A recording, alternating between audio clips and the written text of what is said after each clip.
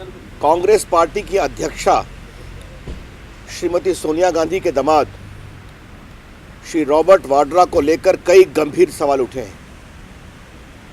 देश इन सवालों का उत्तर जानना चाहता है। ऐसा क्यों है कि भारत सरकार की एक नामी गिरामी कंपनी DLF 65 करोड़ का अनसिक्योर्ड लोन देती है बिना किसी इंटरेस्ट के, और कई महंगे महंगे फ्लैट प्रॉपर्टी ज़मीनें उनको दी जाती हैं। DLF कोई सरकारी कंपनी नहीं है, वो एक प्रॉफिट मेकिंग पब्लिक कंपनी है जिसको हम सभी जानते हैं। क्या ये कंपनी रॉबर्ट वाड्रा के साथ चैरिटी कर रही थी? अगर ये चैरिटी कर रही थी तो किस लिए चैरिटी कर रही थी? ये DLF कंपनी हजारों लोगों को फ्लैट बेचती है, ज़मीन बेचती है, मकान बनाती है। क्या इस तरह की चैरिटी वो क्या अपने किसी अन्य ग्राहक के साथ करती है?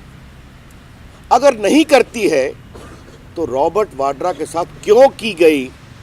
देश इसका उत्तर जानना चाहता है। एक कंपनी जिसके पास बहुत छोटी पूंजी है, वो सैकड़ों करोड़ की जमीन, फ्लैट 3 साल के अंदर प्राप्त कर लेती है, और जो DLF कंपनी है उसको 100 से अधिक एकड़ जमीन NCR की सीमा के बगल में हरियाणा में मिल जाती है। ये कई गंभीर सवाल पैदा करता है।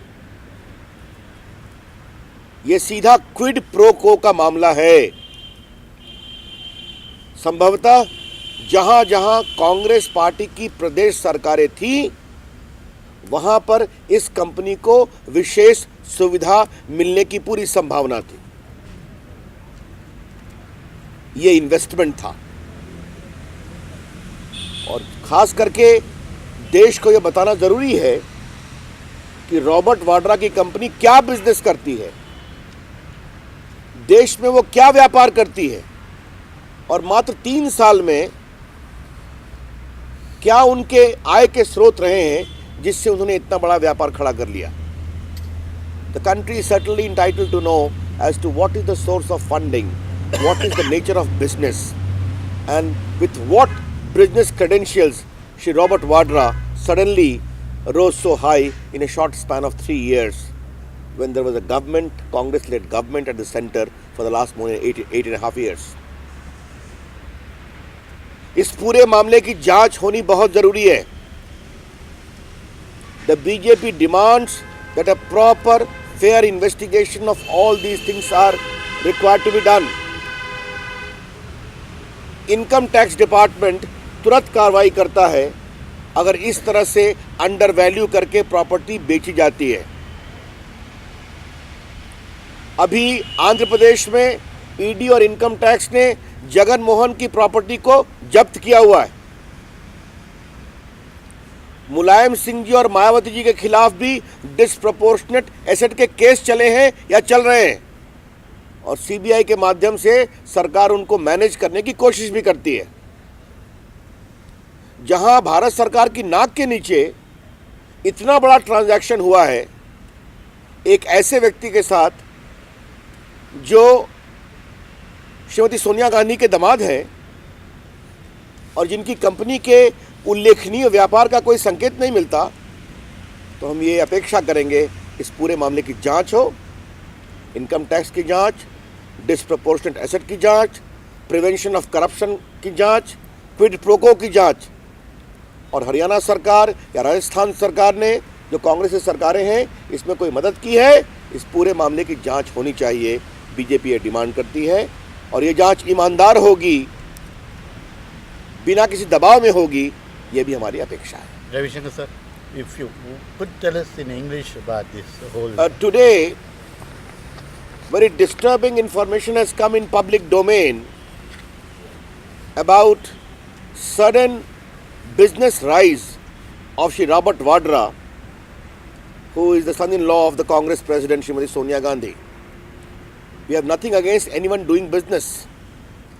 But if this kind of sudden disturbing development takes place, that a well-known company like DLF gives him an unsecured loan of 65 crores without interest, doles out huge costly property of the DLF company in the shape of land and flats to him and his company, the people of India are certainly entitled to know, was the DLF doing a charity?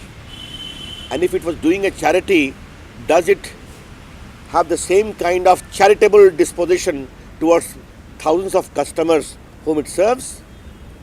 And thereafter the same company gets huge chunk of land running into hundreds of acres in the adjoining Haryana of the NCR. These are disturbing questions. And because the recipient of all these benefits happens to be the son-in-law of the most important family of the country, the head of the Congress party, which is ruling the country, these questions are required to be answered. What is the business of Shri Robert Vadra? How he could rise, how he could make such a phenomenal rise in 3 years after coming into business? What has been the product of this company so as to earn so much of acquisitions and also big land, flats in the last few years? The role of many Congress-ruled state governments is also for serious scrutiny. It is a matter which must be investigated by income tax, also for disproportionate asset, also Prevention of Corruption Act angle, and these have to be fairly examined. And the country is entitled to know the business interest of Shri Robert Vadra as to how many companies he has, where do they operate, and what business they do.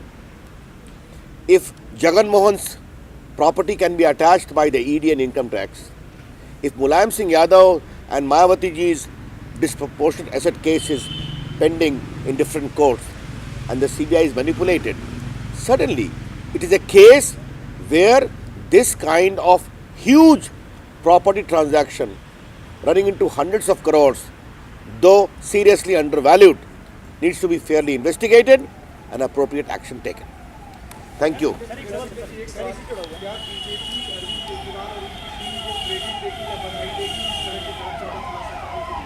देखिए, उन्होंने विषय को सामने लाया है, ये तो मैं अवश्य कहूँगा, और इसके लिए उन्होंने एक मिनट, इसके लिए हमारी उनको शुभकामना है कि उन्होंने इसको सामने लाया। सर, केजरीवाल ने कहा है कि यहाँ पर सोनिया गांधी के दामाद वडेरा जो है, तो उन्होंने इस खुलासा तो कर दिया, लेकिन उन्होंने ये भी कहा है कि CBI हो या फिर कोई भी जांच एजेंसी हो या फिर कोई भी बात हो, उनकी जांच नहीं कर सकता। आप जांच की मांग कर रहे हैं, लेकिन क्या बीजेपी को लगता है कि निष्पक्ष जांच हो पाएगी?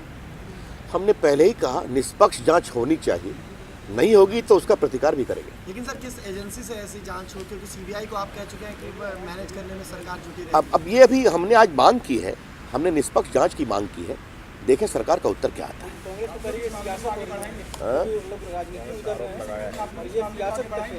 क्या ठीक है, कई चीज़ें बहुत विस्तार से आई हैं, उसका उचित उत्तर देने की जरूरत है। इस गंभीर आरोप को हल्के से नहीं लेना चाहिए। ऐसा है, अगर कांग्रेस ने इस प्रकार का उत्तर दिया है तो वो उनके पारंपरिक उत्तर का पार्ट है। उन्होंने 2G घोटाले को भी नकारा था, अभी कोयले घोटाले को भी नकारा है, उन्होंने कॉमनवेल्थ को भी नकारा था।